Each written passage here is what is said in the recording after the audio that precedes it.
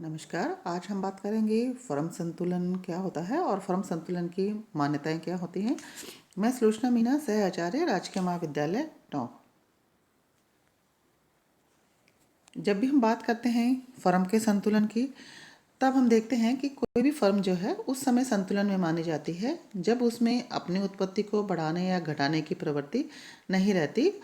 और यहाँ पर हम ये भी देखते हैं कि एक फर्म का जो है उद्देश्य क्या है, क्योंकि फर्म संतुलन उद्देश्य के अनुसार ही देखा जाता है। प्राय देखते हैं कि जो फर्म का उद्देश्य है वो अपने मौद्रिक लाभ को अधिकतम करना होता है। अतः हम ये कह सकते हैं कि मौद्रिक लाभ के उद्देश्य से कोई भी फर्म उस समय संतुलन में मानी जाती है जब वह अपना लाभ अधिकतम कर लेती है। ऐसा इस बिंदु से अगर जरा सा भी वो इधर उधर हो जाती है तो जो फर्म का जो लाभ है वो अधिकतम नहीं रहता और उसका जो कुल लाभ है वो कम हो जाता है। लेकिन यदि फर्म के उद्देश्य बदल जाते हैं तो संतुलन की स्थिति भी बदल जाती है। जैसा कि मान लीजिए अगर किसी फर्म का उद्देश्य बिक्री को अधिकतम करना हो सकता है या उत्पत्ति को अधिकतम करना भी हो सकता है, या हो सकता है कि फर्म का उद्देश्य विकास की दर है उसको तेज करना हो, तो ऐसी स्थिति में उसका जो है संतुलन की स्थिति भी परिवर्तित हो जाएगी और वह भी चेंज हो जाएगी। और जो फर्म है के उद्देश्य के अनुकूल ही उसके संतुलन की हमें चर्चा करनी होती है। यहाँ पर हम सबसे पहले जो बात कर रहे हैं, हम सिर्फ एक ही उद्देश्य से बात कर रहे हैं और हम वो उद्देश्य लेके चल रहे हैं कि फर्म का उद्देश्य लाभ को अधिकतम करना है और लाभ को अधिकतम के उद्देश्य से ही हम फर्म संतुलन के बारे में बात करेंगे। कि हमने देखते हैं कि जो उसकी जो मान्यताएं हैं उनमें जब हम बात करते हैं मान्यताओं की कि कोई भी फर्म जो है वो संतुलन में किस स्थिति में होती है, तो उसकी कुछ मान्यताएं होती हैं। उनको मान्यताओं के आधार पर हम कह सकते हैं कि जो फर्म है वो संतुलन में है। तो जब हम मान्यताओं की बात करते हैं तो हम ये मान के चलते हैं कि जिस तरह से हम मानते हैं कि एक उपभोक्ता का जो व्यवहार है वो विवेकपूर्ण होता है और विवेकपूर्ण व्यवहार वह होता है जिसमें वह अपने अधिकतम संतोष प्राप्त करने का प्रयास करता है। इसी तरह से एक फर्म का व्यवहार भी विवेकपूर्ण होता है और उसका विवेकपूर्ण व्यवहार वही होगा जिसमें वह लाभ को अधिकतम करने का प्रयास करती है।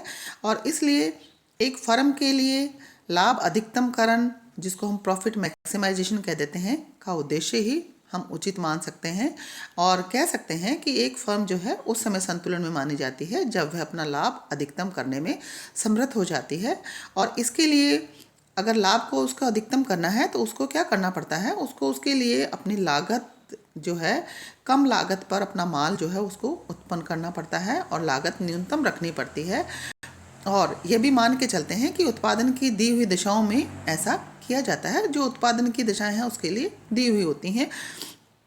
और इसके लिए हम यह कल्पना कर लेते हैं कि जो एक फर्म है वो एक ही वस्तु का उत्पादन करती है और उसके लिए उत्पादन के साधनों की कीमतें भी दी हुई होती हैं। फर्म के लिए दी हुई का मतलब यह है कि वह दी हुई कीमतों पर अपनी आवश्यकता के अनुसार चाहे जितने उत्पादन के साधन जो है वो प्राप्त कर सकती है और उनको काम पे लगा सकती है।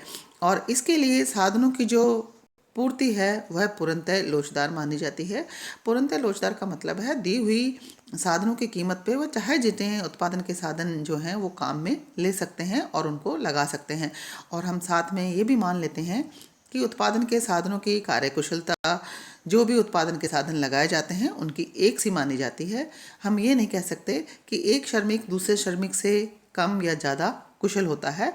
उनकी जो है एक श्रमिक दूसरे श्रमिक से ज़्यादा या कम कुशल नहीं होता, बल्कि उनकी जो कार्य कुशलता है वो एक से होती है। और एक श्रमिक जितना उत्पादन करता है दूसरा श्रमिक भी उतना ही उत्पादन में अपना योगदान देता है। इसलिए इस तरह से हम देखते हैं कि एक फर्म के संतुलन के पीछे जो है इस तरह की कुछ मान्यताएं हैं जिनको स्वीकार किया जाता है और जिनको हम लेकर चलते हैं।